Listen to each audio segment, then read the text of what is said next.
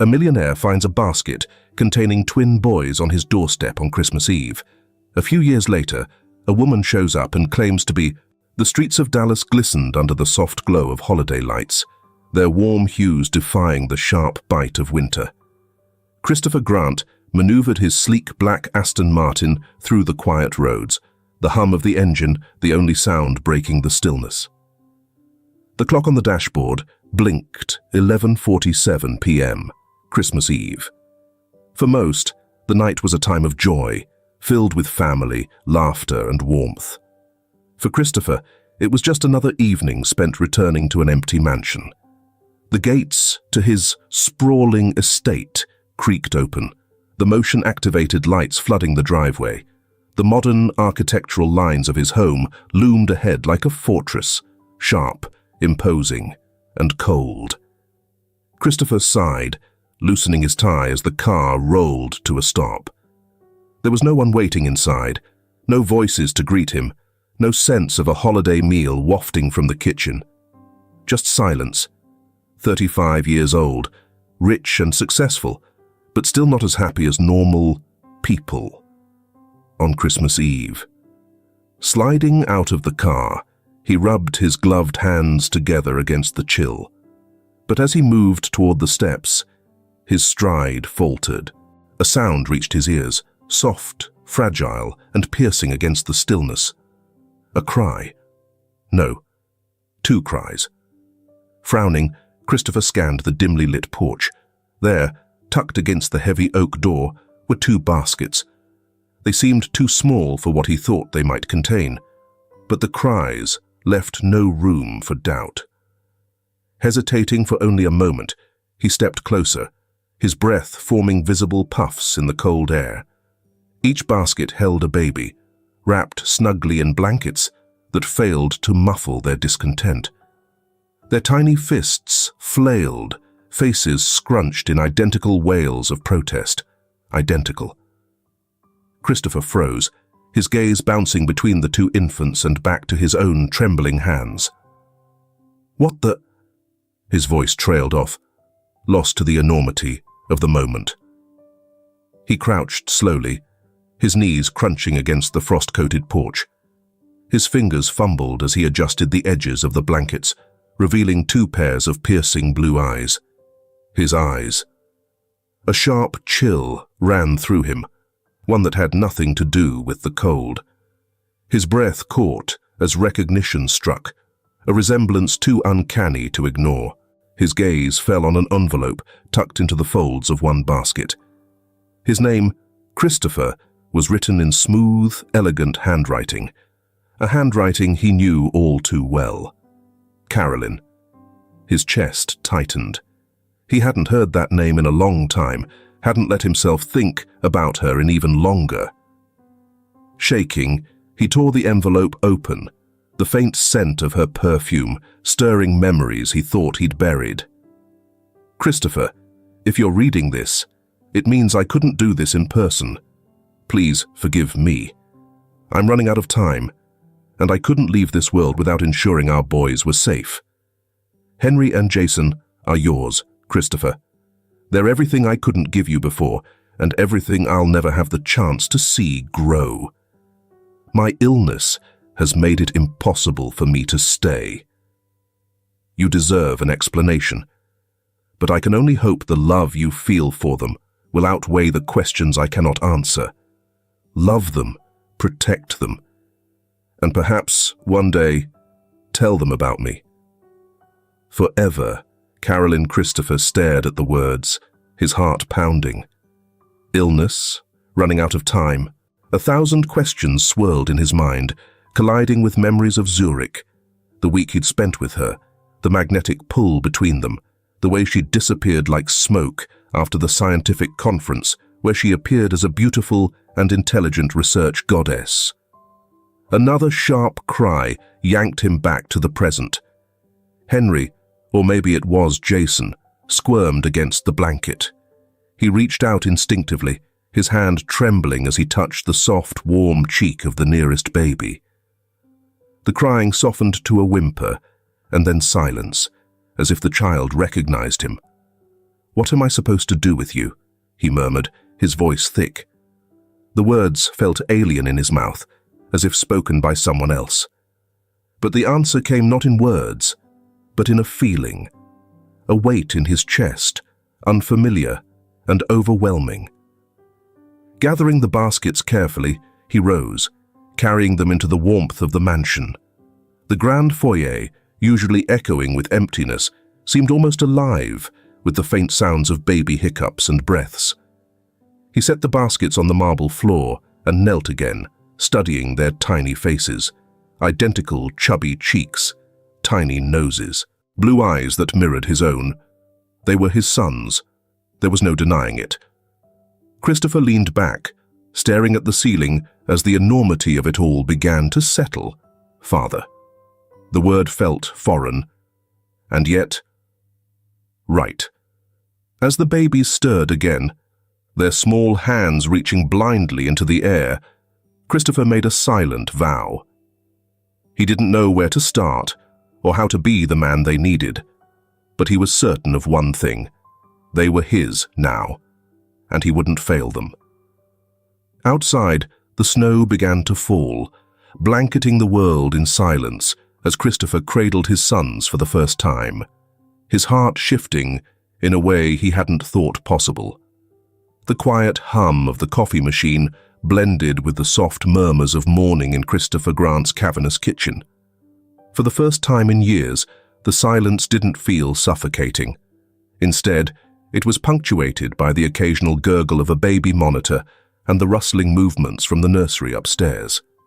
Christopher leaned against the counter, a steaming mug of black coffee warming his hands. His eyes, rimmed with exhaustion, flickered toward the staircase. The past month had been a whirlwind of sleepless nights, uncertain routines, and small, fleeting victories. Henry and Jason, his sons, had completely upended his meticulously controlled world.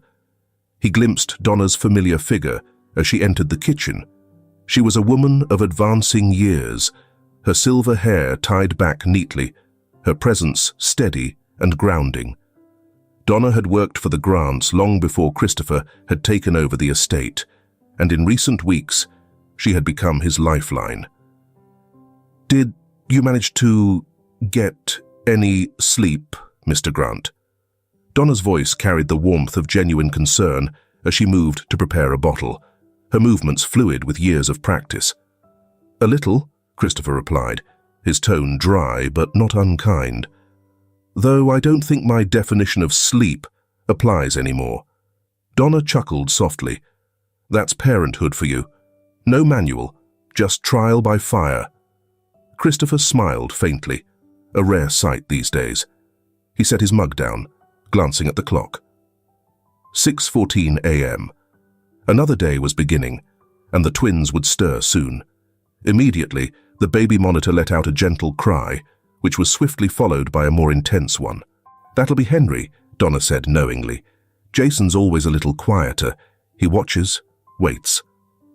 "Sounds about right," Christopher murmured, already heading toward the staircase. His steps, though brisk, carried an uncertainty that hadn't entirely left him since the day the boys arrived. In the nursery, the two cribs sat side by side under the gentle glow of a nightlight. Henry, his small fists flailing, kicked at his blanket, while Jason lay calmly, blinking up at the ceiling with wide, curious eyes. Christopher hesitated for a moment before scooping Henry into his arms. The baby's cries softened as he nuzzled into his father's chest, the warmth and weight grounding Christopher in a way he hadn't expected.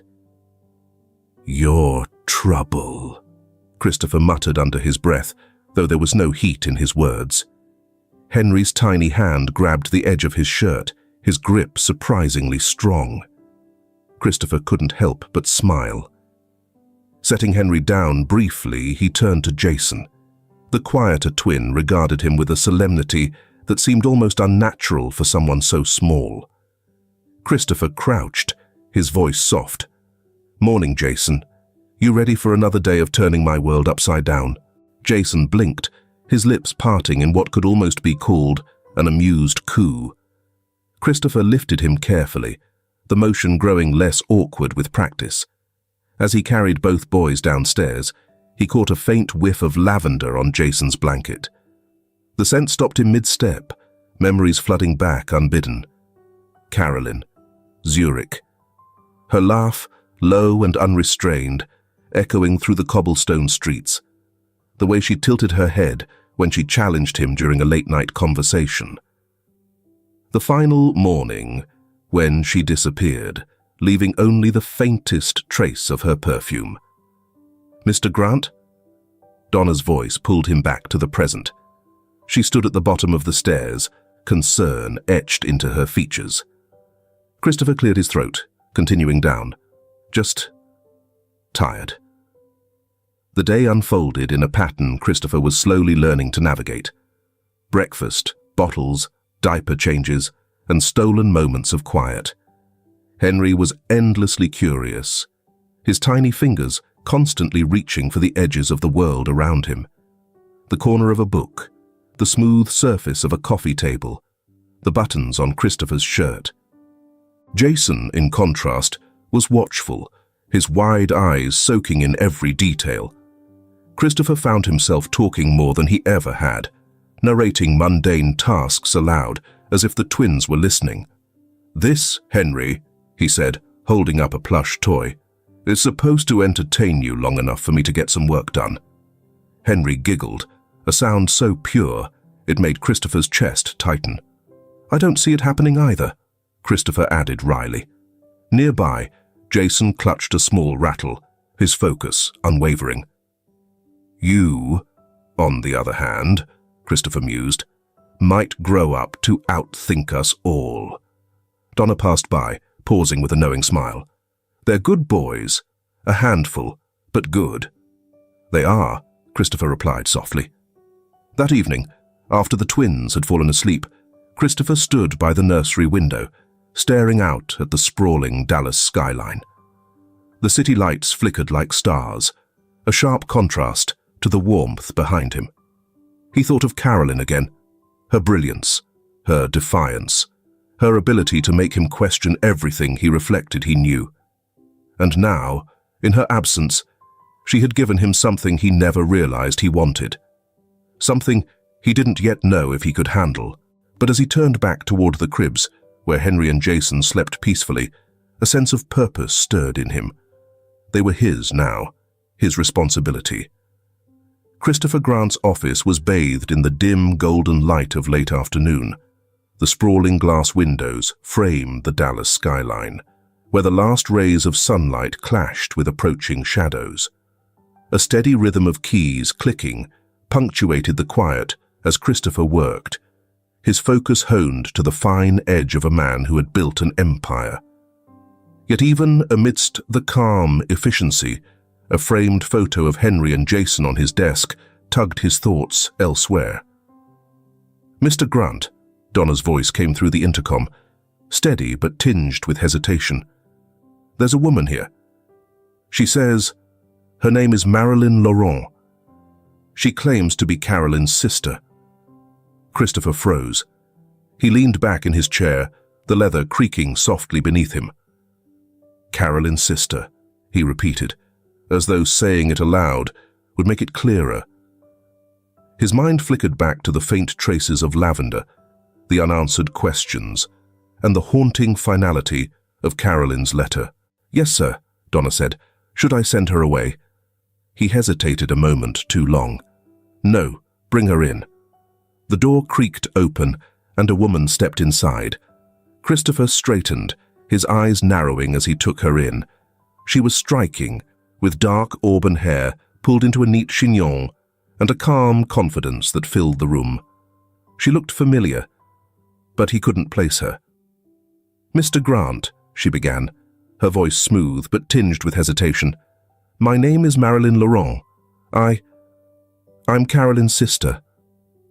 Christopher's chair scraped against the hardwood floor as he stood abruptly. "Carolyn's sister?" His tone was skeptical, his mind racing. "Yes." Marilyn's gaze met his, steady and unflinching. "I realize this must come as a shock. But I assure you, I'm here for good reason. He gestured toward the armchair across from his desk. "You'd better explain." As she sat, Marilyn exhaled deeply, folding her hands tightly in her lap. "First, let me say how sorry I am for intruding. But I had no other choice." Christopher crossed his arms, leaning against the edge of his desk. "Start with how you're Carolyn's sister. She never mentioned you." Marilyn flinched, but quickly recovered. "We were estranged for years. Different lives, different choices. But when Henry and Jason were born, she reached out." His expression hardened. "Go on."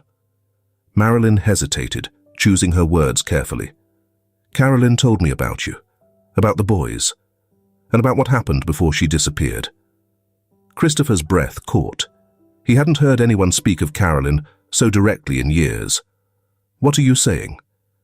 "She didn't die of cancer, Christopher," Marilyn said softly, leaning forward. "I don't know all the details, but Carolyn confided in me during our last conversation. She told me there were people, dangerous people, who forced her into hiding. She promised she'd come back. But it's been 4 years, and nothing." Christopher's jaw clenched, 1,000 questions surging at once. "Why now? Why come to me after all this time?" Marilyn's composure faltered slightly, her voice trembling with urgency. "Because I can't do this alone anymore. I've been searching for her for years, following clues. But the truth is, I'm not equipped to fight this fight. You are. You have the resources, the connections." Her eyes softened, filled with genuine emotion. "And more than that, Christopher, you're their father. Henry and Jason deserve answers. They deserve their mother." Christopher studied her, his protective instincts kicking in. She spoke with sincerity, her concern for the boys palpable. But trust wasn't something he gave lightly. "What do you expect me to do?" he asked cautiously. "Help me find her," Marilyn replied. "Help me find Carolyn before it's too late."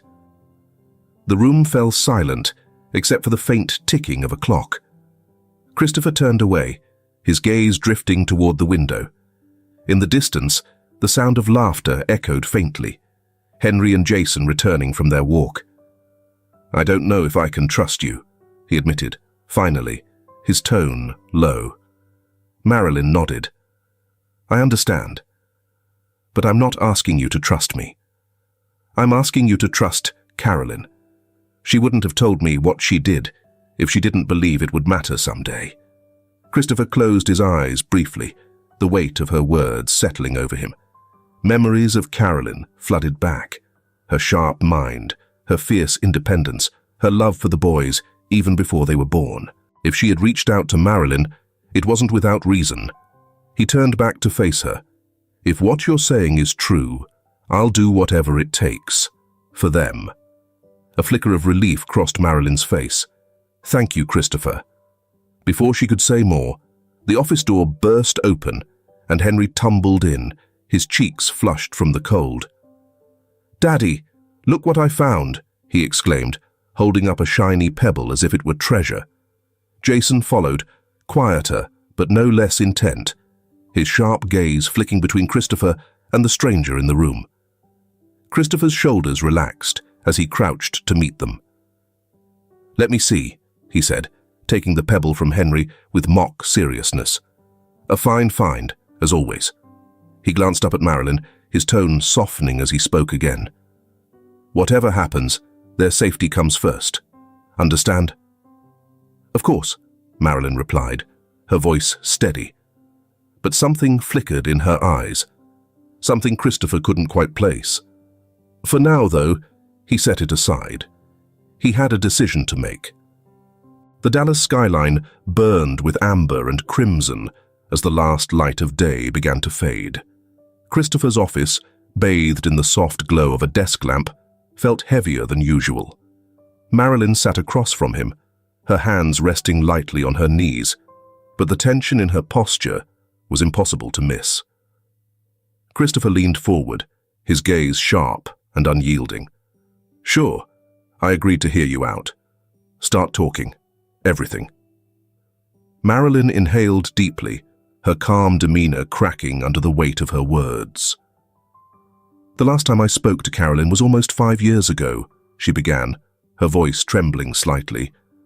"She called me out of nowhere, panicked, terrified. She mentioned an organization, shadowy, well-funded, relentless. They wanted her for her research." Christopher frowned, his mind racing. Research? She was a bioengineer. What could they possibly want from her? Marilyn hesitated, her fingers gripping the edge of her chair. They wanted her to develop something unthinkable. Artificial wombs, capable of accelerating human development. Soldiers grow in a few months, not a year. Carolyn said it went against everything she believed in. She refused. The words hovered in the atmosphere, akin to a dark and menacing storm cloud. Christopher's stomach tightened. They didn't accept no as an answer. Marilyn nodded. She told me they began threatening her. The boys were her breaking point. She knew she couldn't stay with them, couldn't risk them being used as leverage. That's why she sent them to you. Christopher clenched his jaw, the memory of that cold Christmas night flooding back. He had often wondered why Carolyn hadn't told him the full truth. Now, he knew. She thought she could buy time, Marilyn continued, her voice thick with emotion. But it didn't work. They found her. Christopher stood abruptly, pacing to the window. His reflection stared back at him. A mixture of anger and guilt etched into his features. You're telling me she was kidnapped, forced into hiding, and I've spent 4 years doing nothing. His voice rose, sharp with self-reproach. You couldn't have known, Marilyn said gently. Carolyn didn't want you to know. She thought the less you knew, the safer you and the boys would be. That's not an excuse, Christopher snapped, his fists clenching at his sides. I should have looked for her. I should have done something. You can do something now, Marilyn said firmly. She stood, her gaze locking with his. I've spent years chasing leads, trying to piece together where they've taken her, but I've encountered a roadblock. You have the resources, Christopher. You can help me finish what she started. Christopher turned away, his eyes drifting to the photo of Henry and Jason on his desk. The twins' smiles, bright and carefree, were a stark reminder of what Carolyn had sacrificed. And if I do this? He asked quietly. What happens to them if I fail? You won't, Marilyn said, her voice steady. Not if we work together. The room fell silent, the weight of the decision pressing down on Christopher's shoulders. He thought of Carolyn, her intelligence, her resolve, her unwavering love for their sons. She had trusted him once, believed in his ability to protect them. He couldn't fail her now. Christopher turned back to Marilyn, his expression hard but determined. Fine, I'll help. But let me be clear, my priority is Henry and Jason. Their safety comes first. Marilyn nodded, relief flickering across her face. I wouldn't expect anything less. Hours later, after Marilyn had left, Christopher sat alone in the dimly lit office. The hum of the city outside was faint, a distant backdrop to his thoughts. He opened a drawer, pulling out a small box. Inside was a faded photograph of Carolyn, her eyes bright with determination, her smile as sharp as the day he met her. I'll find you, he whispered, his voice barely audible. From upstairs, the faint sound of laughter broke through the stillness. Henry and Jason, their voices carrying through the halls, oblivious to the storm brewing around them. Christopher closed the box and set it aside, his resolve hardening. Whatever it took, he would bring their mother home. For them, for her. This chapter builds on the intrigue and emotional depth of the story, slowly unraveling Carolyn's plight while deepening Christopher's sense of guilt and determination. The pacing is deliberate, allowing the weight of each revelation to sink in, while keeping the focus on Christopher's growing resolve to protect his family. Christopher's mansion buzzed with activity the next morning. The twins' laughter echoed from the living room, their voices rising and falling as they chased each other across the carpet. Marilyn sat cross-legged on the floor, a rare smile lighting her face as she helped Jason stack wooden blocks into a precarious tower. Henry, as always, was the instigator, darting forward to knock it over with a triumphant giggle. "Careful, Henry," Marilyn said with mock sternness, though her tone was warm. "Jason worked hard on that." Henry grinned, his eyes sparkling with mischief. Jason, unbothered, began rebuilding, his small hands methodical and focused. Christopher stood in the doorway, silently watching. The scene before him was almost too perfect. Marilyn's patience with the boys, her seamless integration into their routine. It was comforting, but a faint unease lingered, a sense that this calm might only be temporary. In his study, Christopher sat at the long mahogany table that had rarely been used for more than business meetings. His laptop hummed softly beside him, the screen alive with emails, encrypted messages, and leads on Carolyn's disappearance. The room was filled with the low murmur of conversation. Jacob, his old friend and retired detective, leaned back in his chair, one arm draped over the backrest as he scanned a dossier. Jacob said, his gruff voice breaking the silence, "This doesn't look like your typical criminal organization. The funding behind these guys is astronomical. Private labs, offshore accounts, high-level personnel. They're not running a meth lab in the basement, that's for sure."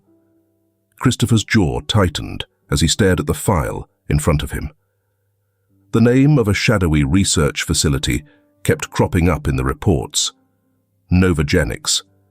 It was nestled in the outskirts of Dallas, hidden behind layers of shell corporations and fake permits.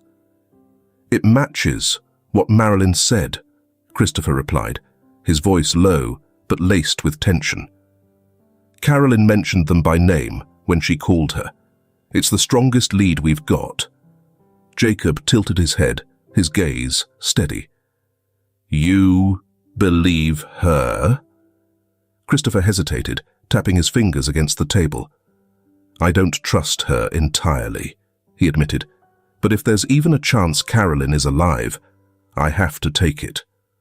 Jacob nodded, scratching his stubbled jaw. "Fair enough. We'll go in prepared. However, it's important to understand that these individuals don't adhere to established norms. If Carolyn becomes involved with them, we're entering a dangerous situation." By early evening, the dining room had transformed into a makeshift command center. Jacob's contact in the local police department, a wiry man named Harris, leaned over a spread of maps and surveillance photos. Donna brought in a tray of coffee and sandwiches, her worried gaze lingering on Christopher as she placed it down. "Thank you, Donna," Christopher said softly, giving her a rare, appreciative smile. She hesitated, then placed a gentle hand on his shoulder. "You'll find her, Mr. Grant, and you'll bring her home." He nodded, the weight of her belief settling heavily on his chest. Harris tapped a satellite image of a desolate area outside Dallas. "This is where Novogenics is supposed to be operating. Officially, it's listed as a decommissioned facility. No activity on the books for over a decade." Jacob snorted. "Dallas is a beautiful city and a dream destination for many people. What about you? Which is your dream city? Leave your information in the comments section below. And yet, we've got trucks coming and going every few days, unmarked vans, and more electrical output than a small factory." Christopher leaned over the map, his eyes narrowing. "What's the best approach?" "Cautious," Jacob said, smirking faintly. "But knowing you, you'll want results yesterday." Christopher didn't respond, his focus unrelenting.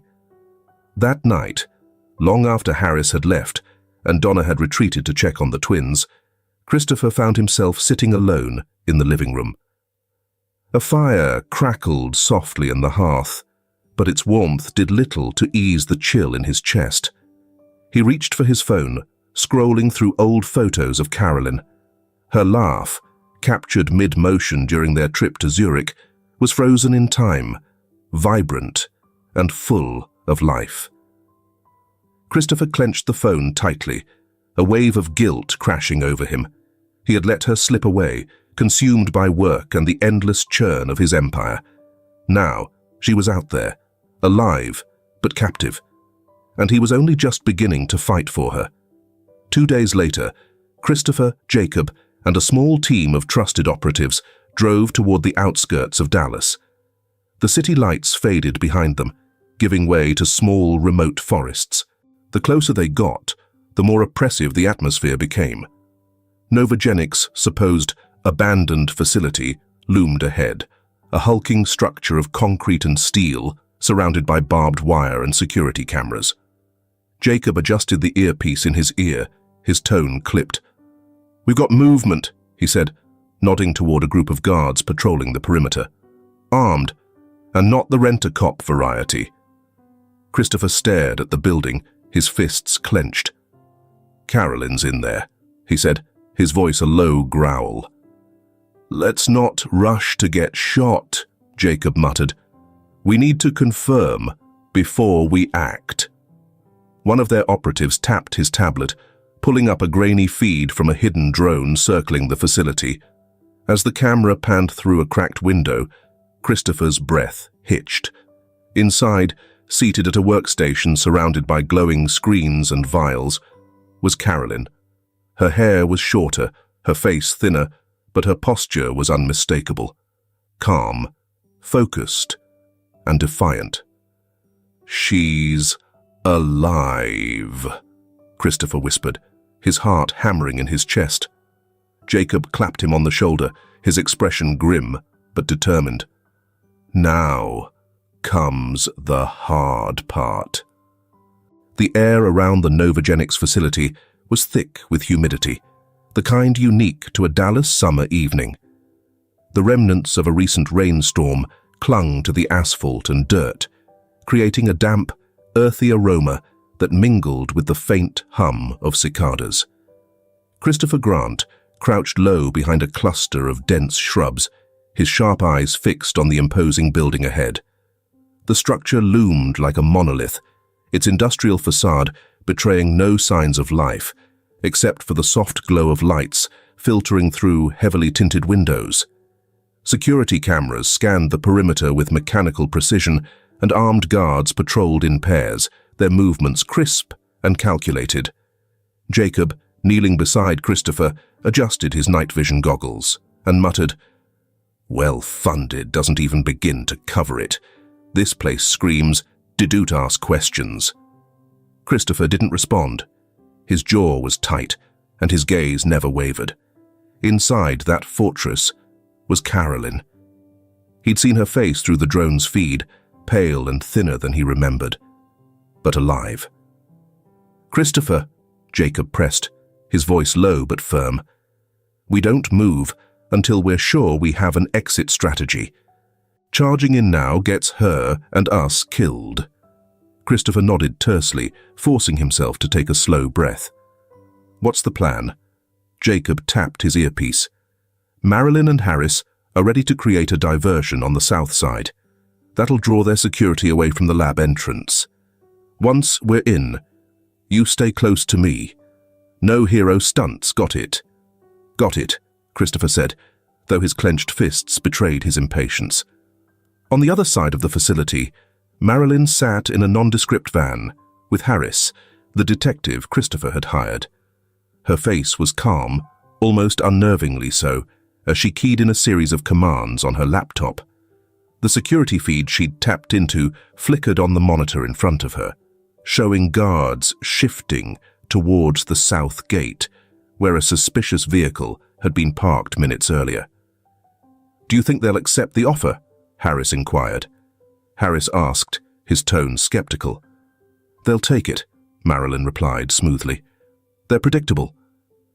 Harris studied her for a moment, as if trying to peel back a layer of her carefully composed facade, but he said nothing.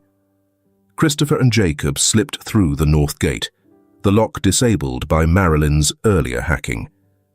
The air inside the compound was cooler, but carried a faint chemical tang. The hallway was sterile and dimly lit, the hum of fluorescent lights punctuated by the distant murmur of voices. "Keep moving," Jacob whispered, motioning toward a set of steel doors ahead. They reached the doors without incident. Jacob pulled a slim device from his pocket, attaching it to the keypad. The light turned green and the lock clicked open. Inside, the lab was a stark contrast to the grim exterior.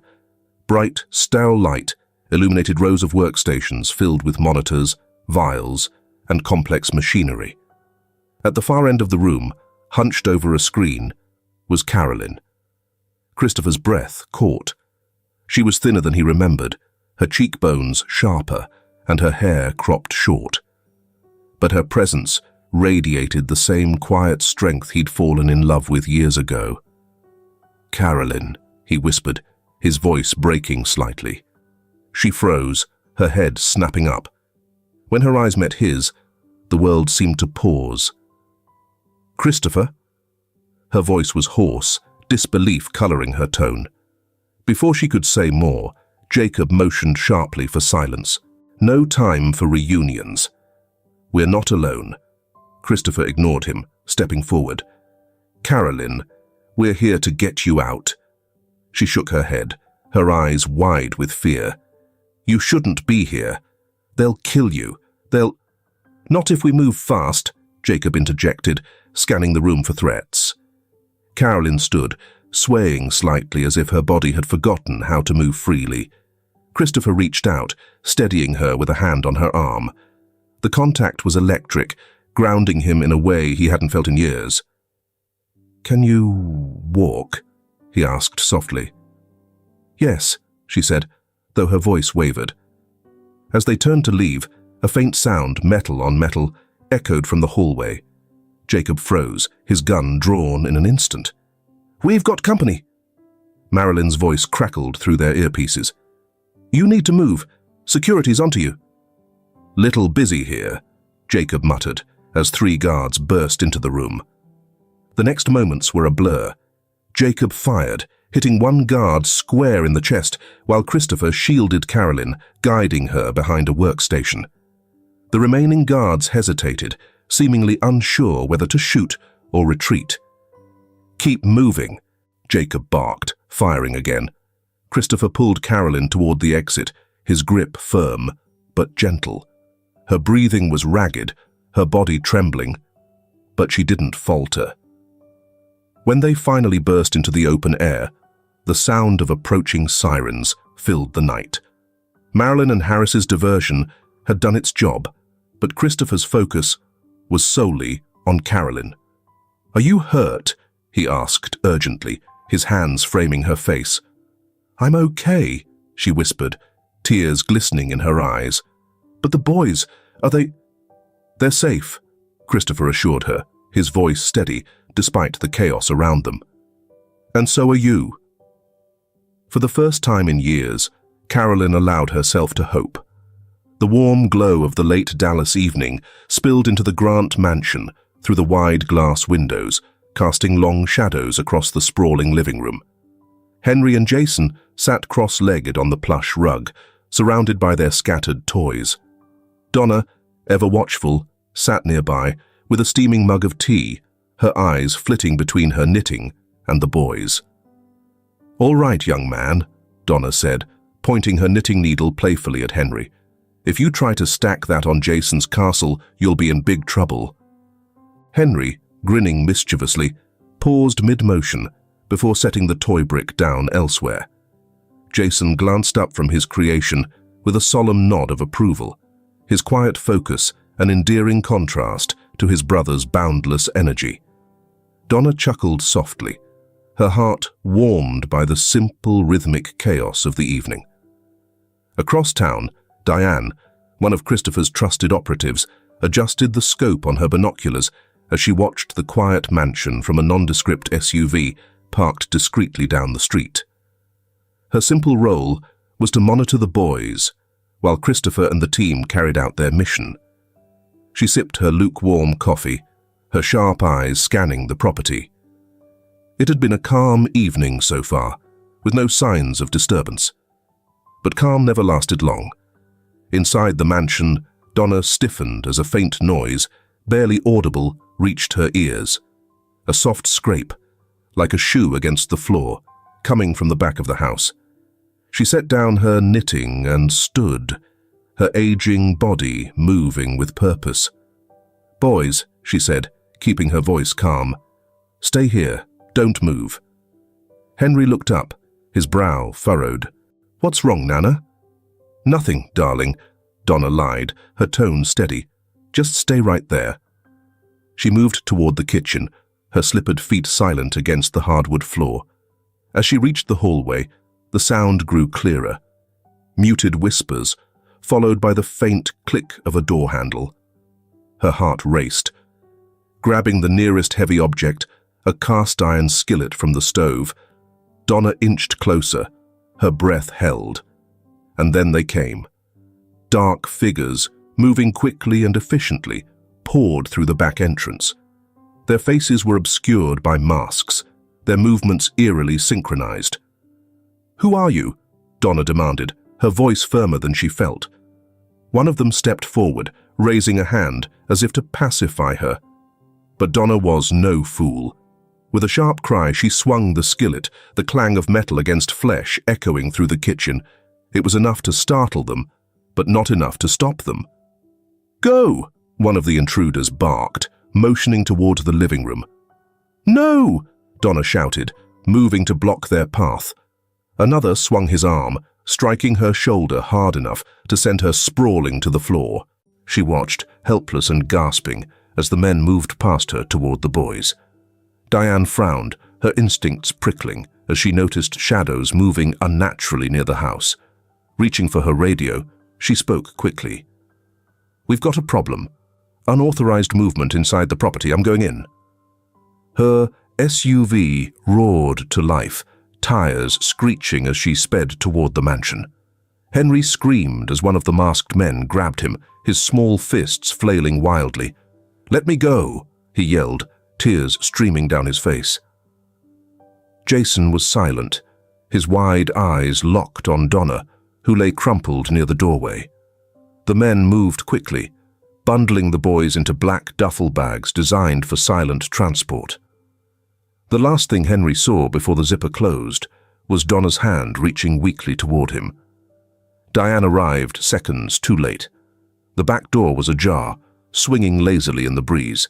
She burst into the house, gun drawn, her sharp gaze taking in the scene. "Donna!" she shouted, rushing to the older woman's side. Blood trickled from a cut on Donna's temple, but she was conscious, her breathing labored. "The boys," Donna rasped, her voice shaking. "They took them. I've got you," Diane said firmly, pulling out her phone. She called for an ambulance, her hands steady despite the adrenaline coursing through her veins. Then, grabbing her tablet, she activated the tracking system embedded in the twins' wristbands, something Christopher had insisted on weeks ago. A map lit up on the screen, a blinking red dot showing the kidnapper's route. "I've got you," Diane repeated, this time to the blinking light on her screen. Miles away, Christopher sat with Carolyn in the van, his focus entirely on her safety as they escaped the Novogenics facility. He had no idea of the chaos unfolding at home, the gaping hole in his fortress where his sons should have been. Diane clenched her teeth, her resolve unwavering. "I'll find them," she vowed, the weight of the promise pressing heavy against her chest. And she would, no matter what it took. The air inside the hidden laboratory was stale, heavy with the scent of chemicals and cold steel. Christopher moved swiftly, guiding Carolyn through the dimly lit corridors, while Jacob trailed behind, his gun drawn and his gaze sharp, Carolyn's steps were shaky, her body weak after years of captivity, but her resolve remained intact.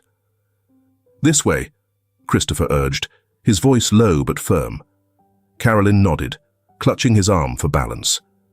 Her mind raced, the reality of her rescue clashing with the memory of her imprisonment.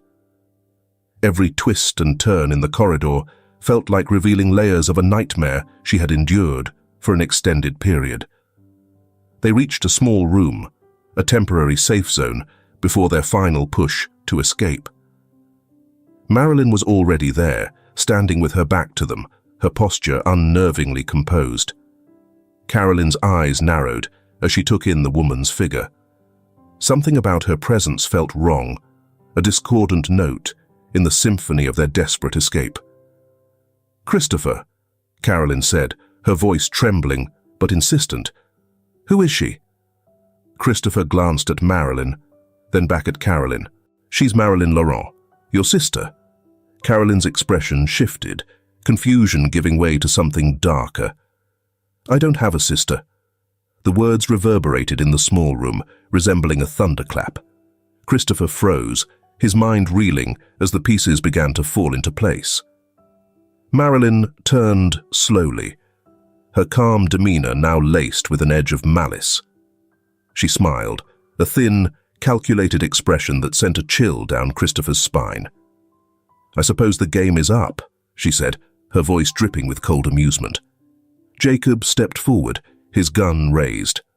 "Start talking," he barked. Marilyn raised her hands, a mockery of surrender. "Oh, please, Jacob. Put that thing down. We all know you won't shoot me. Not yet." Christopher's hands curled into fists.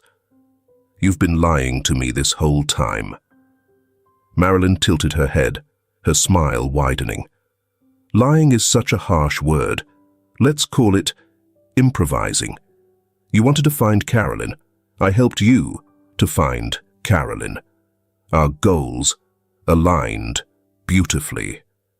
"You orchestrated this," Christopher said, his voice tight with fury. "The boys, the kidnapping. It was you." Carolyn's breath hitched, her knees nearly buckling as the weight of Marilyn's words sank in. "The twins," she whispered, her voice breaking. "What did you do to them?" Marilyn's eyes gleamed, and for the first time her warmth melted away entirely, replaced by something colder and far more sinister. "They're safe, for now. But we needed leverage, Carolyn. You've been so stubborn." Christopher lunged forward, but Jacob caught his arm, holding him back. "She's baiting you," Jacob warned, his tone grim. "You used my children to manipulate me," Carolyn said, her voice rising with fury. "You're a monster." Marilyn's expression didn't waver. "Oh, spare me the dramatics. You knew the stakes when you defied us. The boys are valuable, Carolyn, more valuable than you realize. Their potential is limitless, and thanks to your research, we'll unlock it." Carolyn's hands trembled, her maternal instincts warring with the knowledge of her own involvement. "I'll never help you," she spat. "You don't have a choice," Marilyn replied coolly. "You work with us, or your sons pay the price. It's that simple." Christopher's anger erupted. "You'll never get away with this," he growled. "I'll destroy everything you've built." Marilyn laughed, the sound sharp and unfeeling. "Oh, Christopher, you're resourceful, I'll give you that. However, you're not suited for this role. This organization doesn't fall because of a grieving billionaire with a vendetta." A sharp beep interrupted the standoff. Jacob glanced at his earpiece. "Diane," he said, his voice cutting through the tension. "Jacob," Diane's voice crackled, tense but steady. "I've tracked the twins. They're in transit, heading west. I'm closing in." Relief and urgency clashed in Christopher's chest. "Are they safe?" "For now," Diane replied. "But they won't be for long, unless I intercept." Marilyn's expression faltered for a fraction of a second, the first crack in her icy facade. "You won't find them in time," she hissed. Jacob smirked. That's the thing about people like you. You always underestimate the people who actually care. Christopher stepped closer to Marilyn, his voice low and deadly. You've made a mistake. You thought you could use my family against me. But you've only given me a reason to tear you apart. Carolyn, her strength returning, met Marilyn's gaze with unwavering defiance. You'll regret this, she said, her voice steady despite the fire in her eyes. For the first time, Marilyn looked less certain. Let's move, Jacob said, motioning toward the exit. As they left the room, Christopher placed a hand on Carolyn's shoulder, his grip firm and reassuring. We'll get them back, he promised. Carolyn nodded, her resolve hardening. And we'll make her pay. Leaving so soon. Marilyn's voice rang out as Christopher, Carolyn, and Jacob reached the exit. The trio froze. Carolyn's heart sank, dread curling in her stomach as Marilyn stepped into the doorway, her sharp heels clicking against the sterile floor. Behind her, armed guards filtered in, their weapons raised and ready. I can't let you leave, Marilyn said, her tone cold and measured. Not with Carolyn, and certainly not with the delusion that you'll ever see those precious twins again. Christopher moved to shield Carolyn, his fists clenched. This ends here, he growled. Marilyn tilted her head, her lips curling into a venomous smile. You think this is the end? Oh, Christopher, you're more naive than I thought. The twins were just the beginning. Carolyn's entire family will pay for her disobedience, including you. Carolyn stepped forward, her voice trembling, but fierce. You don't need them. Let them go, Marilyn. Take me instead. No! Christopher's voice was sharp, laced with desperation. He grabbed Carolyn's arm, pulling her back. We're not negotiating with her. Marilyn raised a hand, halting her guards from advancing. How noble of you, Carolyn.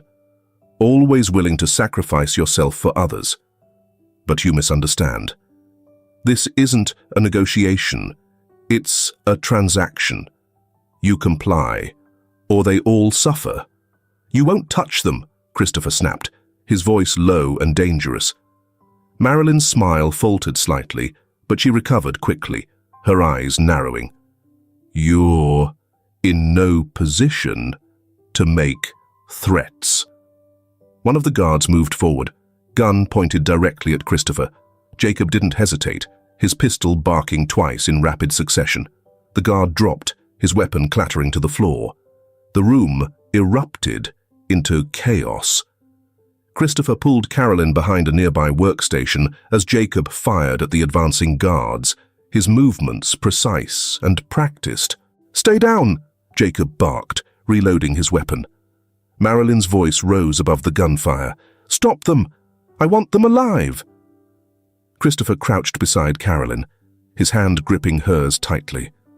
We'll get out of this, he promised, his eyes locked on hers.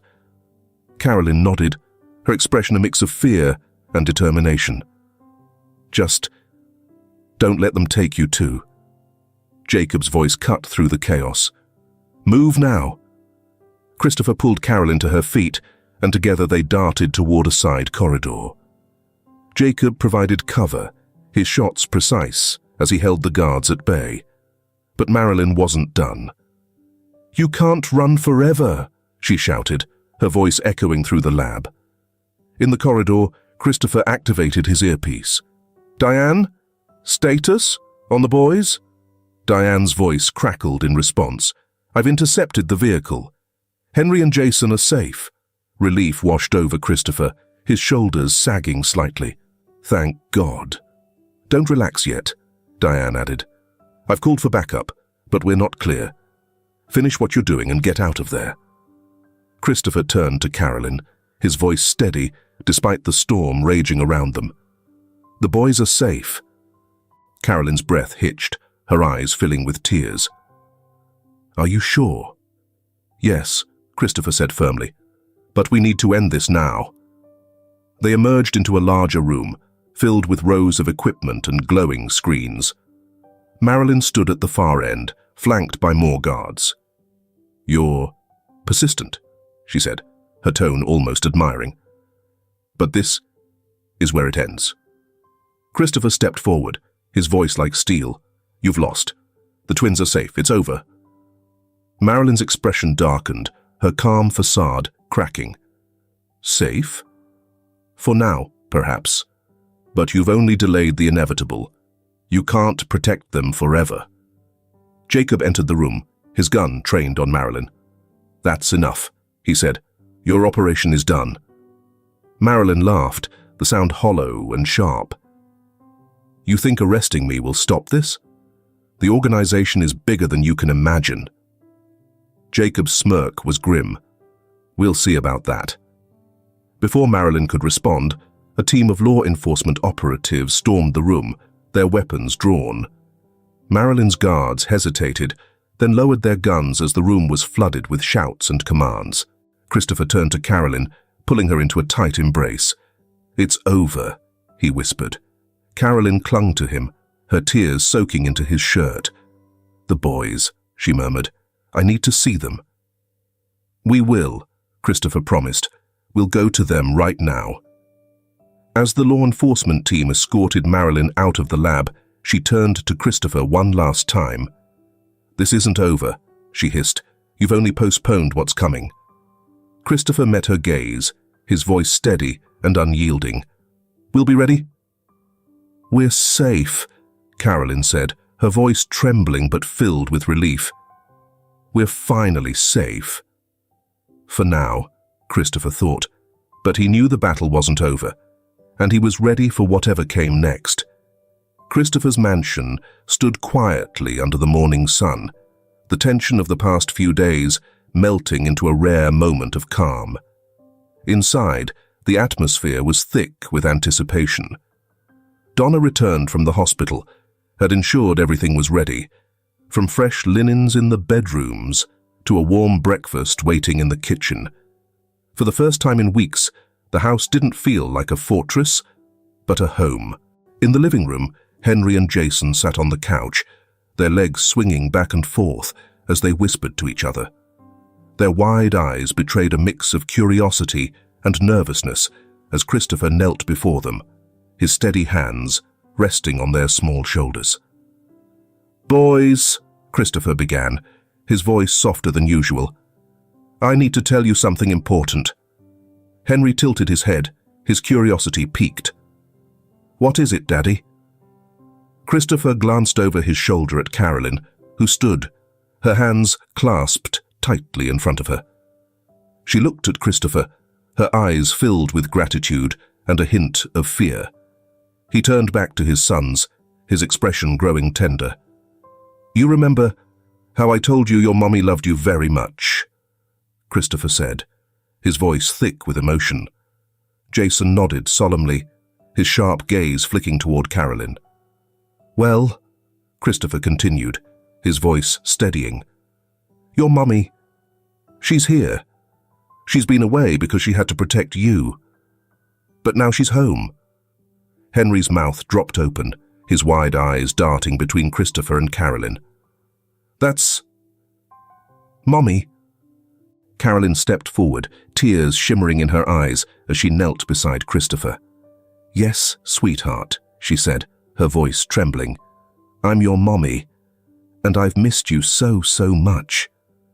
Henry hesitated only a moment before launching himself into Carolyn's arms. "Mommy!" he cried, his small hands clutching her tightly. Carolyn held him close, her tears spilling freely as she pressed kisses onto his hair. "Oh, my baby," she whispered, her voice breaking. "My sweet boy." Jason stood back, his expression unreadable.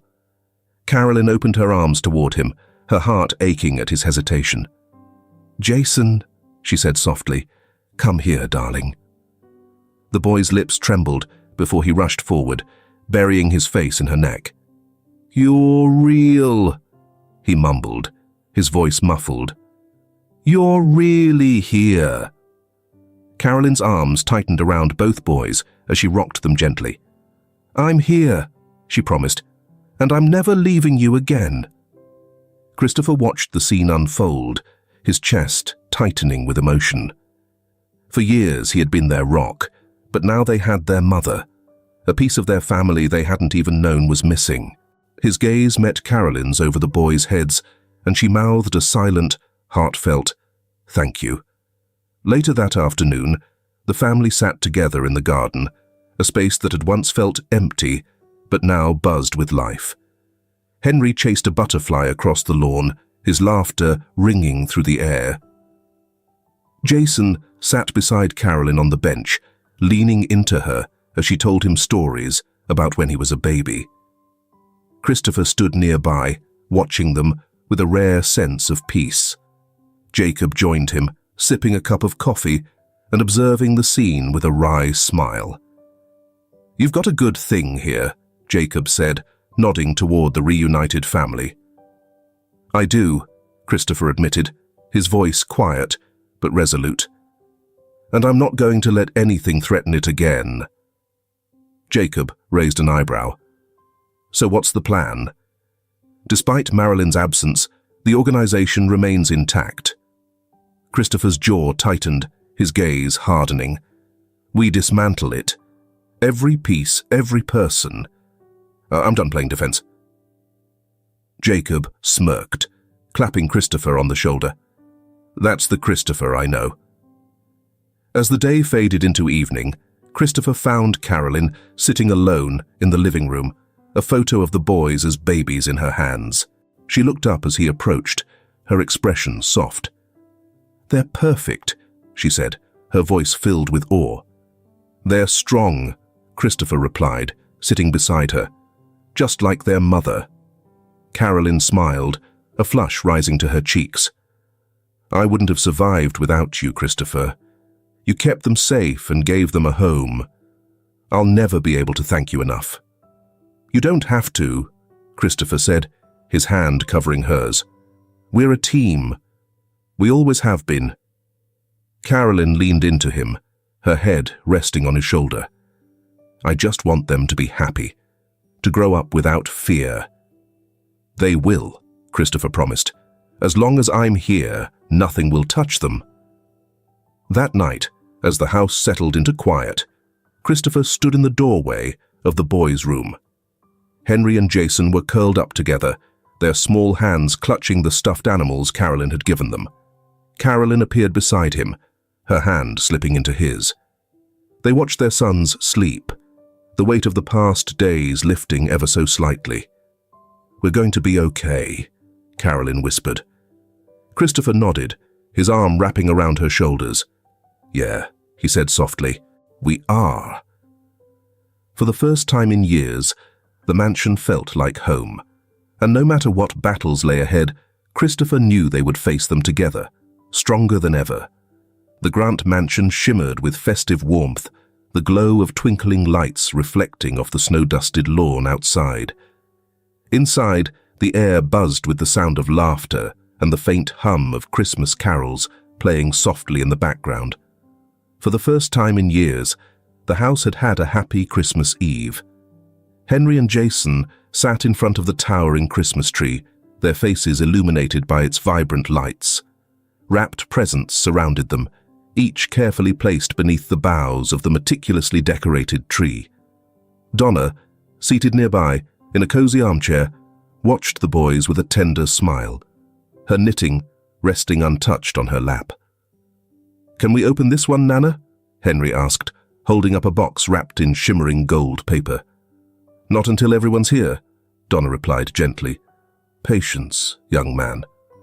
Henry groaned dramatically, making Jason giggle. In the dining room, Christopher and Jacob were setting the final touches on the long oak table. A garland of pine and holly ran its length, interspersed with candles casting a soft golden glow. The smell of roasted turkey and spiced cider filled the air, making the house feel even cozier. Jacob straightened a plate, glancing at Christopher with a smirk. "Who would have thought we'd end up here?" Christopher chuckled, his hands adjusting a centerpiece. "Not me, but I'm grateful we did." Jacob raised an eyebrow. "Even with the chaos?" "Especially because of it," Christopher said, his voice steady. It reminded me what really matters. In the kitchen, Carolyn placed the last tray of cookies onto a platter, her cheeks flushed from the warmth of the oven. She wiped her hands on a festive apron and glanced toward the living room, where her boys sat eagerly waiting. Christopher appeared in the doorway, his eyes softening as they met hers. "Everything ready?" he asked. "Almost," Carolyn replied, smiling. "How are the boys holding up?" "Barely," Christopher said with a laugh. "Henry's about to explode from excitement." Carolyn's heart swelled as she followed Christopher into the living room. The boys lit up at the sight of her, their smiles wide and bright. "Is it time now?" Henry asked, practically bouncing. "Yes, it's time," Carolyn said warmly, sitting beside them. With a gleeful shout, Henry dove into the pile of presents, while Jason carefully picked up a small, red-wrapped box. The room filled with the sound of tearing paper and excited exclamations. Christopher watched from the couch, his arm draped around Carolyn's shoulders. "I think we did okay," he said softly. Carolyn nodded, her eyes misty as she watched Henry hold up a toy airplane and Jason cradle a new book in his hands. "More than okay," she whispered. As the evening wound down, the family gathered in the sunroom, its glass walls offering a stunning view of the Dallas skyline. Donna sat with Jacob, a glass of mulled wine in her hand, while Henry and Jason played quietly with their new toys. Christopher and Carolyn stood by the windows, their fingers intertwined as they looked out at the city. The faint sound of distant fireworks began to build, their colors lighting up the night sky. "This feels like a dream," Carolyn said, her voice tinged with awe. Christopher turned to her, his expression soft but resolute. "It's real. And it's ours." Carolyn leaned her head against his shoulder. "Thank you, Christopher, for everything." "You don't have to thank me," he replied, his voice steady. "We're a team, remember?" Carolyn smiled, her fingers tightening around his. "I'll never forget." As midnight approached, the family stepped outside, bundled in coats and scarves. The boys ran ahead, their laughter echoing through the crisp night air. Fireworks exploded overhead, their brilliant colors illuminating the sky and casting a warm glow over the mansion. Carolyn watched Henry and Jason chase each other, her heart full. She turned to Christopher, who stood beside her, his gaze fixed on the boys. "We did it," she said softly. "We did," Christopher agreed. Donna and Jacob joined them, their faces lit with quiet contentment. The past weeks had been harrowing, but in this moment, surrounded by family and the promise of a brighter future, the pain and fear felt distant. As the final fireworks lit up the sky, Henry and Jason ran back to their parents, their faces glowing with excitement. Carolyn knelt to embrace them, her laughter mingling with theirs. Christopher watched, a rare smile spreading across his face. For the first time in years, the weight on his shoulders felt lighter. His family was whole, and their future was bright. In that moment, under the glittering Dallas sky, hope bloomed anew. And no matter what lay ahead, they would face it together. If this film touches your heart, leave your mark with a like, and don't forget to subscribe to our channel to explore more meaningful stories with us. Share your feelings with us and tell us your own stories. Every word you share is a building block that helps create our strong and enduring community. Together, we'll create a warm space where everyone can share and connect. Finally, don't miss the incredible stories coming your way soon. We're always here to bring you the best selections, full of deep values, yet entertaining. See you there.